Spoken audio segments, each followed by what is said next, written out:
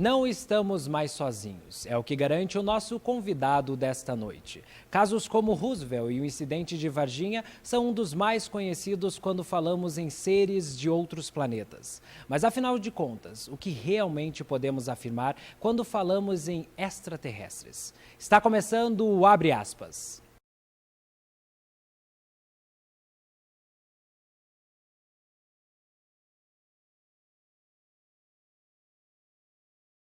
Boa noite. O tema do nosso programa é ufologia. O nosso convidado, Rusdael Marques, é pesquisador do assunto. Ele também é autor do livro Além da Nossa Vã Filosofia, além de ser roteirista, produtor e ator do filme Caçadores de Espécie e o Símbolo Secreto. Boa noite, Rusdael. Obrigado por ter vindo ao nosso programa. Boa noite, Diogo, e é um prazer poder estar aqui no programa Abre Aspas, né, com esses futuros jornalistas. Falando em futuros jornalistas, hoje teremos uma bancada com 5 estudantes de jornalismo e a primeira rodada de perguntas começa com Bárbara Vinagre. Boa noite a todos, boa noite, Rusdael. Boa noite. Para a gente iniciar esse bate-papo, conta pra gente, é necessária alguma formação para ser ufólogo? Na verdade, o que acontece é o seguinte, a maioria dos ufólogos tem um grande sonho, que é uma parceria com o pessoal da ciência.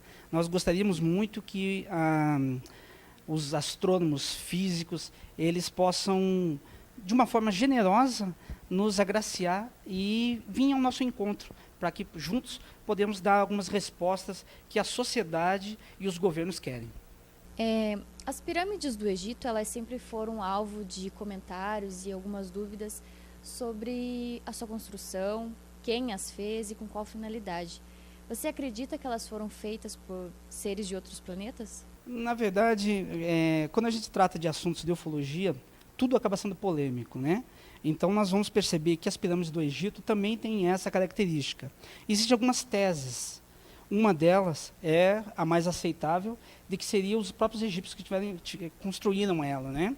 Temos uma outra que remonta a Homero, já na Ilíade, que ele falava sobre Troia, né? E Troia foi uma cidade que há pouco tempo foi descoberta, né? Às vezes as pessoas podem questionar, mas você vai falar sobre as pirâmides do Egito e vai argumentar com outra lenda. Platão, 428 anos antes de Cristo, ele falava também sobre a Atlântida. E a Atlântida também está ligada com as pirâmides do Egito. Então, é uma outra tese em que, supostamente, poderia ser os atlantes que tivessem construído. E, claro que, sem dúvida nenhuma, a questão da ufologia também. Mas, seja qualquer uma delas, eu acredito que as pirâmides do Egito têm uma grande responsabilidade, uma grande tese sobre elas, de que é a forma mais inteligente de poder preservar uma grande civilização. Pelo menos o conceito é esse.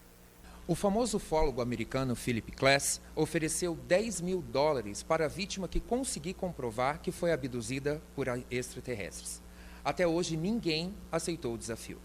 Baseado nessas informações, e se realmente extraterrestres e abduções existem, como comprovar realmente essas experiências? Grande pergunta. O que acontece é o seguinte, o Philip Julius Klass, ele era muito polêmico, certo? E quando ele fez essa proposta, ele fez para outras pessoas que tinham o mesmo nível cultural que ele. Então, a primeira vez que ele mencionou esses $10 mil, era para pessoas que tinham esse mesmo conhecimento. Ele era, se eu não me engano, um engenheiro eletrônico, né? E ele afirmava o seguinte, que em 1970, as fiações, cabos de alta tensão, esses cabos já eram de 1950. E esses cabos, eles soltavam descargas elétricas. E a forma que a matéria encontra para ser mais poupar energia seria a forma esférica. Então esses cabos, eles soltavam pequenas bolas luminosas. E quem via atribuía a efeitos de disco voador, ufologia. E ele falou, não é bem isso. Ele estava correto sobre isso. Realmente não é. Mas o que acontece é que ele foi muito polêmico com algumas coisas, teve alguns processos, né, mas que acaba não justificando. Porque quando você fala assim, ele era um ufólogo, na verdade, o ufólogo é o que acredita, não o que desacredita, né? Então, mas eu acredito que entre meios e acertos, ele uma parte dele estava correto. E Ruizael, você como ufólogo já viu realmente um extraterrestre? Bom, o que acontece é o seguinte, eu acredito que está todo mundo esperando essa minha resposta. E como eu acabo desenvolvendo um personagem no filme que é um extraterrestre, eu acredito que eu só vi quando eu me olhei no espelho, né? Qualquer ufólogo do mundo que seja entrevistado jamais vai poder afirmar isso, porque é uma questão muito polêmica e você precisa realmente de ser num âmbito muito grande. Teria que ser uma questão, eu acredito que mundial, para a gente poder comprovar. Porque hoje, como em 1940, os americanos e alemães já desenvolviam naves muito parecidas com o que a gente cita hoje como disco voador. Mas da onde será que eles copiaram isso? Essa é uma grande pergunta. A seguir, nós vamos falar sobre o Código de Ética dos Ufólogos e já no próximo bloco, o cinema e os extraterrestres. Abre aspas, volta já já.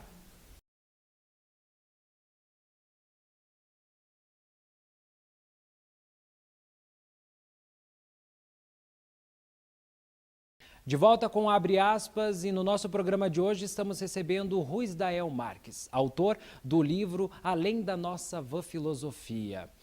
Laís Perissuti. Então, o seu livro ele é uma história de ficção, mas é através dele que você tenta expressar o que você acredita sobre ufologia e os seus mistérios, né? Você poderia falar um pouco sobre o livro e também nos dizer o que motivou a escrevê-lo? Sem dúvida nenhuma. O livro ele tem algumas características diferentes do cotidiano. Então eu levei 10 anos para poder escrever esse livro e eu queria fazer uma reunião de diversos conhecimentos, não só de ufologia, que é o carro-chefe, mas que eu pudesse falar também de filosofia e trazer alguns questionamentos, porque eu acho que é isso que transforma o mundo, você saber pensar. Então, na contracapa, eu acabo citando também alguns filósofos, como René Descartes, né, que falava, penso, logo existo. Então, eu começo por esse caminho aí, tentando dar uma perspectiva só da pessoa realmente questionar algumas coisas. E agora nós vamos ver uma reportagem sobre o que a indústria cinematográfica está produzindo sobre os seres de outros planetas.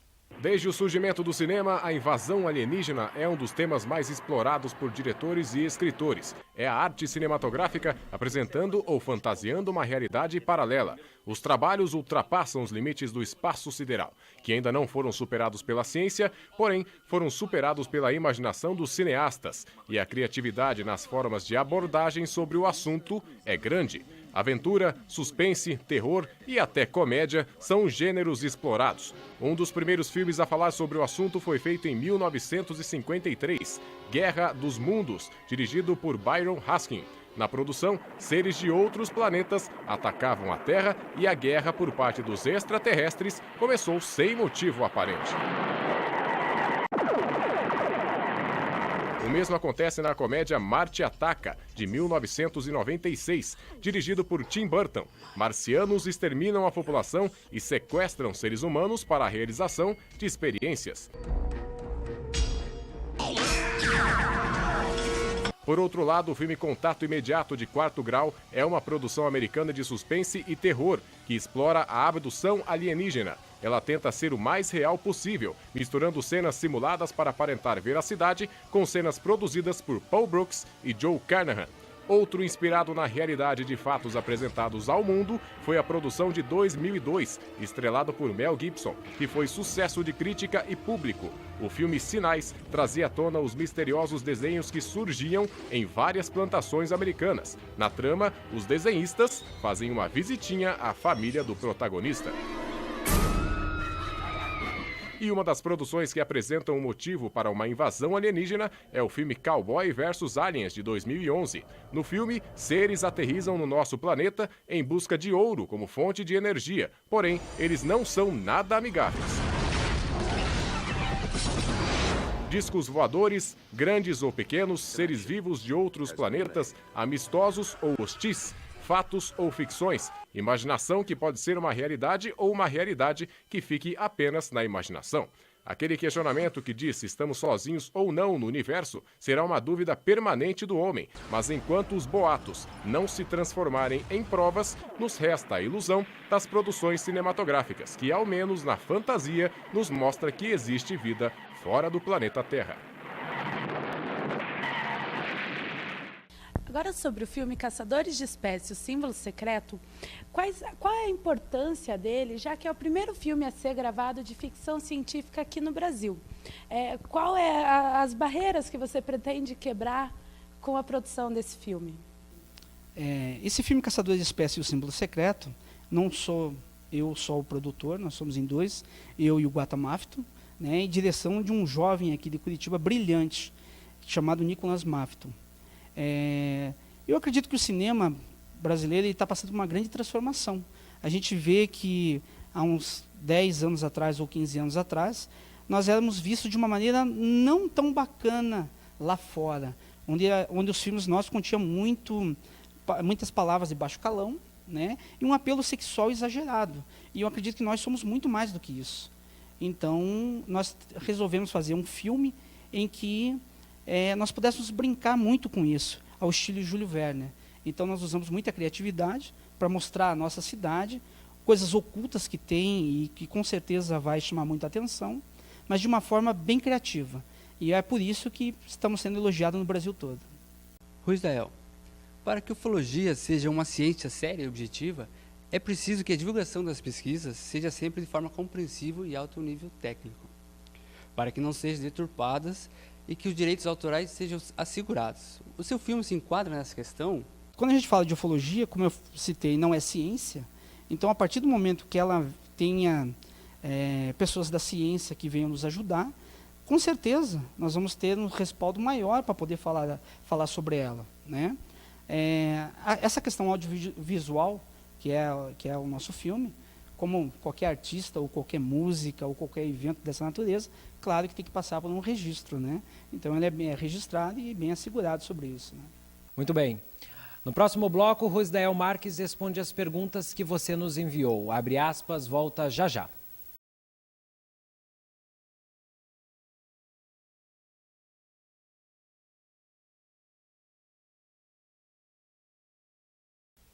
De volta com o nosso programa Abre Aspas e chegou a sua vez de perguntar. Ruisdael, nós recebemos várias perguntas do pessoal do Facebook e o Matheus Cidral, ele diz assim: dizem que o universo é impossível de ser medido de tão imenso que é. Então, será que existem outros seres vivos em um planeta desconhecido, onde o ser humano ainda não conseguiu chegar?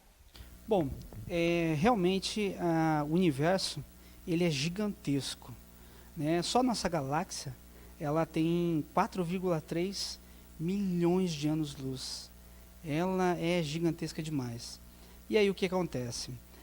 Por esse gigantismo, as pessoas acreditam que, pela ciência nossa, seria impossível uma viagem tão grande. Mas precisamos abrir os olhos para outros fenômenos também, né? Que há pouco tempo falava-se muito de buraco de minhoca. O que seria isso? Seria uma distorção de tempo. Então, seria como uma nave estivesse em outro local, ela conseguisse abrir um buraco temporal e se aproximasse da gente.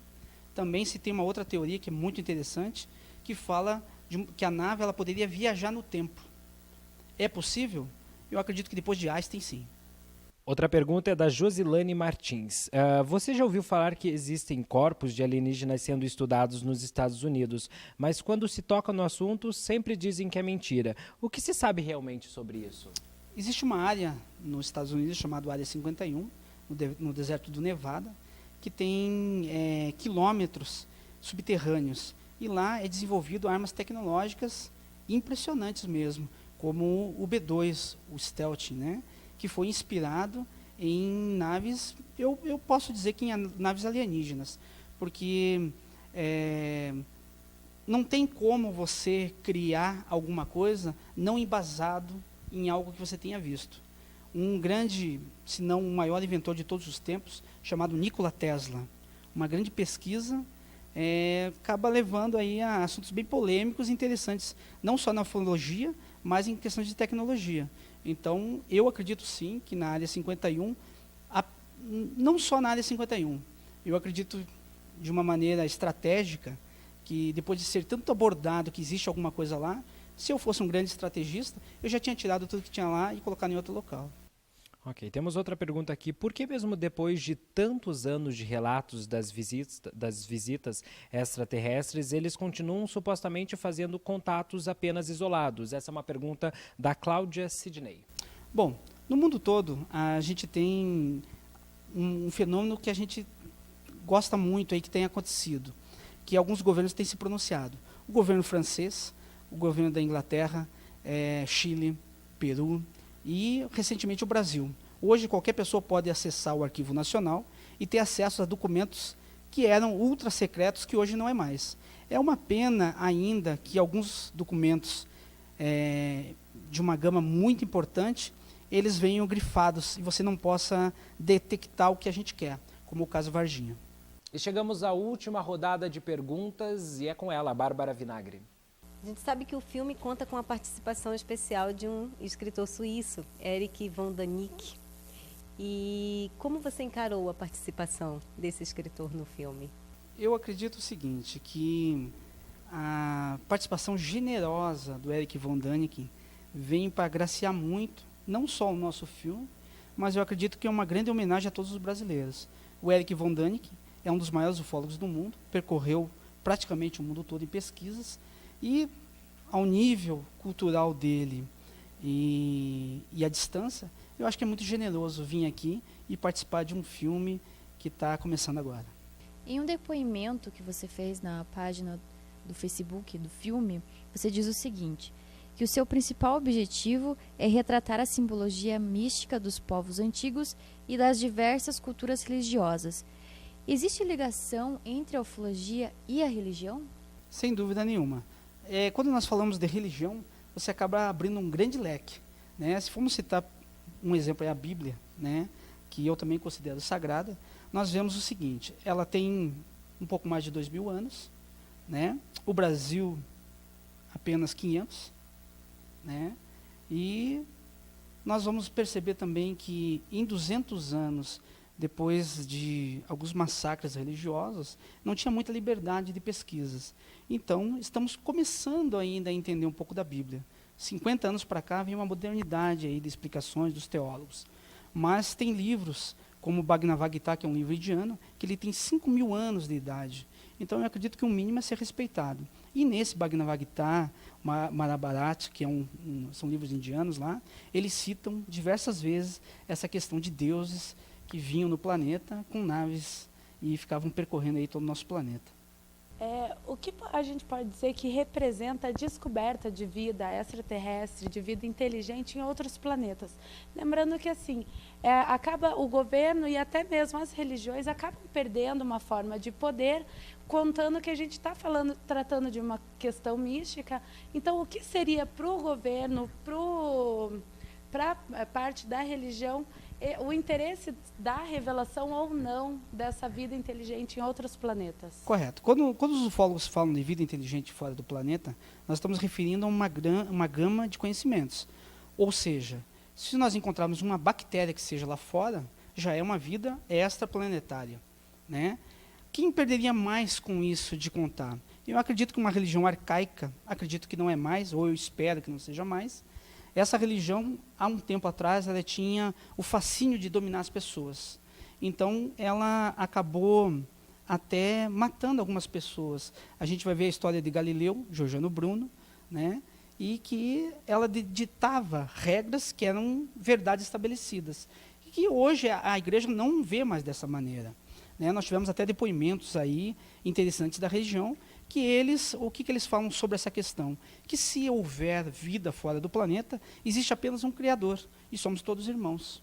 Então, eu acredito que quem se importa mais hoje em dia, realmente são os governos, e, infelizmente, a questão bélica.